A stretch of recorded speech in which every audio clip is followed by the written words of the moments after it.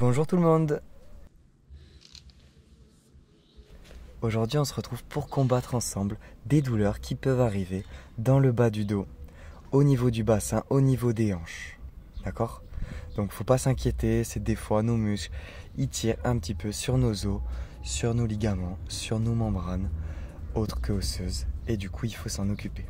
On commence avec le premier exercice étirement, on lève un genou, on l'attrape avec deux mains, et on le tire, on le ramène vers soi en soufflant doucement. Ça va tirer sous la fesse et derrière la jambe qui est debout. Soufflez. Hop, attention à l'équilibre, c'est vrai qu'on peut tomber, c'est pas grave, on se remet debout et on reprend. Une fois que c'est bon, on change de jambe, pareil. On inspire et on fixe un point au loin qu'on garde avec le regard pour bien travailler l'équilibre aussi et la proprioception. Très bien, si on se sent, on peut essayer de fermer les yeux, mais c'est encore plus difficile. Allez, top. Si on a eu un peu du mal avec ce premier exercice, ce premier étirement, vous inquiétez pas. Le deuxième mobilise aussi les mêmes muscles et sera plus facile parce qu'on va poser un genou au sol.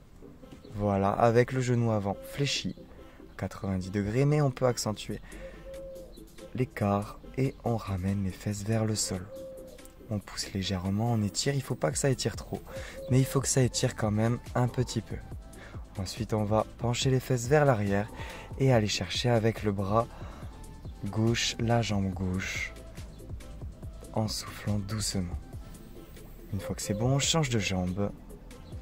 Et pareil, on répète. On inspire doucement et on souffle. Top. Lorsqu'on a bien marché, bien randonné, ou qu'on n'a pas assez bu, les douleurs peuvent survenir au niveau des lombaires. Lorsqu'on se bloque le dos, cet exercice peut être aussi pas mal.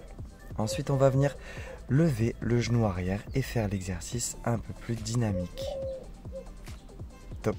On passe à l'exercice 3 où on va être jambes tendues, dos relâché vers l'avant avec les bras descendus vers l'avant et remonter les bras le long du corps et le menton le long du corps pour remettre toutes les vertèbres de la colonne vertébrale droite en inspirant et en soufflant.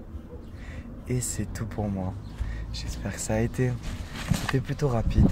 Ces 3 exercices peuvent vous faire beaucoup de bien. Si tu as bien aimé, envoie un petit commentaire, envoie un message, envoie un like et abonne-toi. Ça fait vraiment plaisir.